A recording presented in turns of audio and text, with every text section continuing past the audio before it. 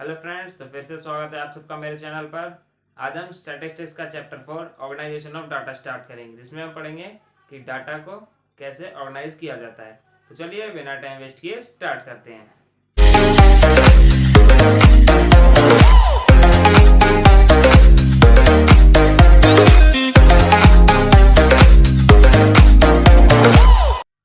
तो सबसे पहले आता है हमारा ऑर्गेनाइजेशन।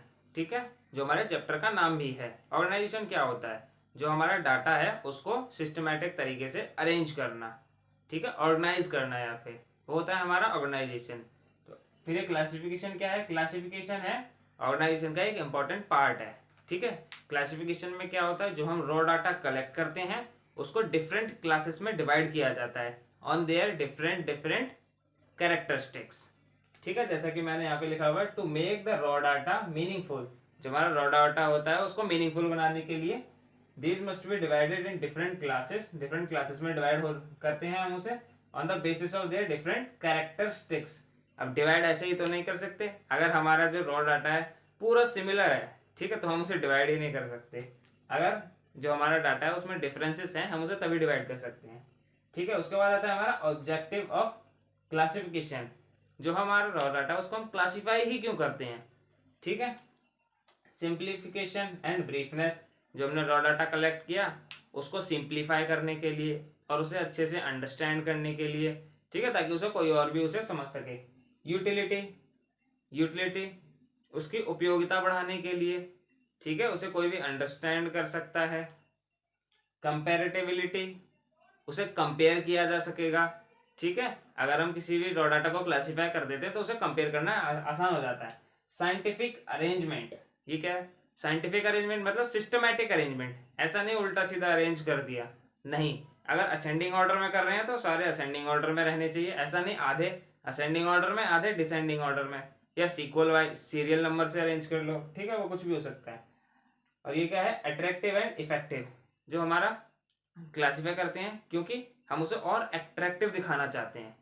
ठीक है, उसके बाद आता है कुछ कैरेक्टरिस्टिक्स ऑफ क्लासिफिकेशन। कंप्रिहेंसिवनेस, जो भी हम डाटा को क्लासीफाई करेंगे उसको प्रॉपर वे में क्लासीफाई करना है। ठीक है, क्लैरिटी रहनी चाहिए, कोई भी क्लासिफिकेशन में गलती नहीं होनी चाहिए। ऐसा नहीं चार बार हमें क्लासीफाई करना था, एक बंदे को एक कॉलम में डाला था, हमने उसे दूसरे ग्रुप में डाल दिया।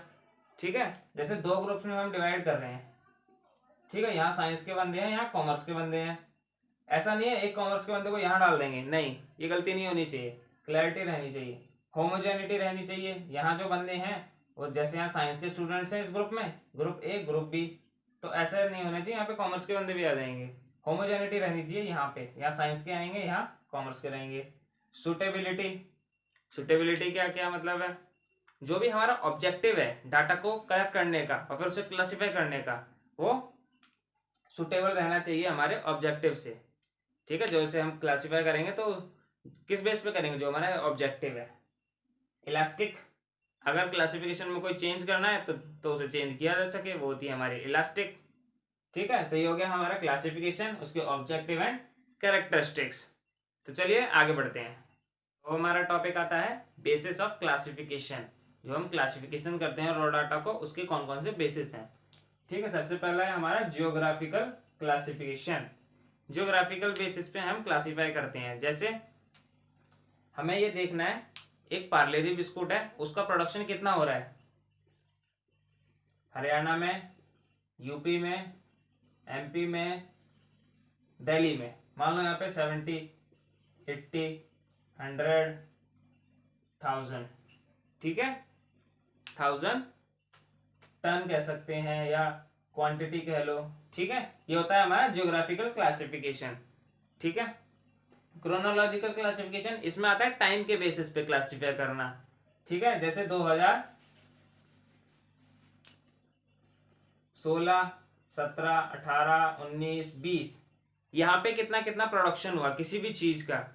ठीक है, अभी हम सिर्फ प्रोडक्शन ले रहे हैं, तो वो हो जाएगा हमारा क्रोनोलॉजिकल क्लासिफिकेशन। उसके बाद आता है क्वांटिटेटिव क्लासिफिकेशन। इसमें सॉरी क्वालिटेटिव, क्वालिटी के बेस पे, not numerical only, numerical base पे नहीं। सबसे पहला आता है हमारा सिंपल क्लासिफिकेशन। सिंपल क्लासिफिकेशन में क्या है? हम ओनली जो कोई भी दो कैरेक्टरिस्टिक्स के बेसिस पे क्लासिफाई कर देते हैं, जैसे एजुकेटेड, अनएजुकेटेड, ठीक है, हेल्दी, अनहेल्दी, ठीक है। तो ये कौन से हैं, हम सिर्फ दो बेसिस की बात कर रहे हैं, या तो एजुकेटेड या अनएजुकेटेड, कोई भी जो हमारा पॉपुलेशन है। मान लो हमने एक रूरल एरिया में से रूरल एरिया में से हमने डाटा कलेक्ट किया, उसमें से कौन कौन से बंदे एजुकेटेड थे, कौन अनएजुकेटेड थे, उनमें से, या फिर इनको उसको छोड़ के हेल्दी थे, अनहेल्दी थे, ठीक है। ये होता है हमारा सिंपल क्लासिफिकेशन। मैनिफोल्ड क्लासिफिकेशन हम इसमें बात करते हैं मोर देन टू कैरेक्टरिस्टिक्स की। देखो सबसे पहले हम लेंगे जो हमारी स्किल्ड और अनस्किल्ड, कौन कौन से लोग हैं, इसको हम फर्दर डिवाइड कर सकते हैं लिटरेट, इलिटरेट। सेम यहाँ पे लिटरेट, इलिटरेट, इन दोनों को हम डिवाइड कर सकते हैं रूरल एरिया, और यहाँ पे urban, rural urban, rural and urban. तो ये कैसे, कितने काफी सारे तरीके से हमने पहले कैसे स्किल्ड अनस्किल्ड पॉपुलेशन को डिवाइड किया, उसके बाद स्किल्ड पॉपुलेशन में लिटरेट कितने हैं, इलिटरेट कितने हैं, अनस्किल्ड पॉपुलेशन में लिटरेट कितने हैं, इलिटरेट कितने हैं, लिटरेट में रूरल से कितने हैं और अर्बन से कितने हैं, ठीक है। तो ये है हमारा मैनिफोल्ड क्लासिफिकेशन।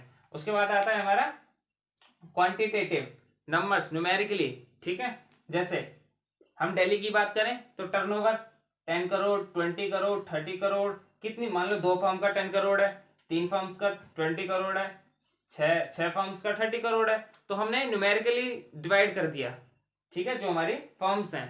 तो ये होता है हमारा क्वांटिटेटिव क्लासिफिकेशन, ठीक है। तो ये हो गया हमारा बेसिक ऑफ क्लासिफिकेशन। तो चलिए आगे बढ़ते हैं। उसके बाद आता है हमारा कॉन्सेप्ट ऑफ वेरिएबल। आखिर वेरिएबल किसे कहते हैं, ठीक है। A characteristics or a phenomenon which is capable of being measured and change its value over time is called variable, ठीक है। मैथमेटिक्स में आपने पढ़ा होगा x variable, y variable, z variable, ये क्या होते हैं, ये अपनी वैल्यू, ये फिक्स नहीं होते, कांस्टेंट नहीं होते, ठीक है। जैसे 10 हमारा एक कांस्टेंट नंबर है, इनकी वैल्यू कुछ भी हो सकती है, ठीक है। तो ये होते हैं हमारे वेरिएबल्स, ठीक है। तो ये तो हमारे होते हैं जिन्हें हम क्वांटिटेटिवली एक्सप्रेस कर सकते हैं, ठीक है। एक होते हैं क्वालिटेटिव, उनको कहते हैं एट्रीब्यूट्स।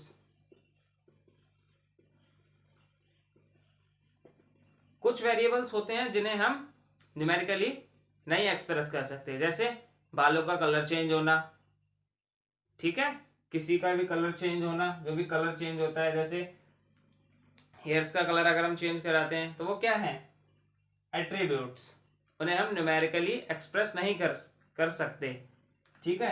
एक ऑनेस्ट बंदा है, वो डिसऑनेस्ट हो गया, तो ये क्या है, वो चेंज हो गया, वेरिएबल्स तो है बट एट्रीब्यूट्स है वो, क्योंकि उसे न्यूमेरिकली एक्सप्रेस नहीं किया जा सकता, ठीक है। उसके बाद जो हमारे वेरिएबल्स हैं, 2 तरह के वेरिएबल्स हैं, पहला है डिस्क्रीट और दूसरा है कॉन्टिन्यूअस। अब ये डिस्क्रीट वेरिएबल कौन से हैं, वो वेरिएबल जिन्हें हम न्यूमेरिकली एक्सप्रेस कर सकते हैं, बट जो हमारा न्यूमेरिकली होगा वो कंप्लीट नंबर होगा, इसे हटा दो अब, ठीक है, कंप्लीट नंबर, ठीक है। जैसे 1, 2, 5, 8, 28, 39, ये क्या है, कंप्लीट नंबर है, ठीक है। ऐसा तो नहीं है 2.5, 3.5, ठीक है। अगर हम स्टूडेंट्स को क्लासिफाई करें, ठीक है, स्टूडेंट्स कितने हैं, जैसे साइंस, कॉमर्स एंड आर्ट्स, यहाँ पे 20 स्टूडेंट्स हैं, यहाँ पे 25 हैं, यहाँ पे 30 हैं। हम ऐसा तो नहीं कह सकते यहाँ पे 20.5 है, 25.6 है, या फिर 29.5, 30.5, ऐसा तो नहीं कह सकते, है ना। हम ऐसा नहीं कह सकते यहाँ पे एक स्टूडेंट है और आधा स्टूडेंट है, ये तो पॉसिबल ही नहीं है, ठीक है। तो कंप्लीट नंबर में होता है ये डिस्क्रीट वेरिएबल। लेकिन जो हमारे कॉन्टिन्यूअस वेरिएबल होते हैं वो होते हैं फ्रैक्शन में या एक रेंज, ठीक है। जैसे एग्जांपल ले लेते हैं, फ्रैक्शन बात करें तो हाइट की, 5 फुट 2 इंच, 5 फुट 4 इंच, ठीक है, 1.5 मीटर, 1.7 मीटर, ठीक है, वो कुछ भी हो सकता है, ये क्या फ्रैक्शन। उसके बाद आता है रेंज।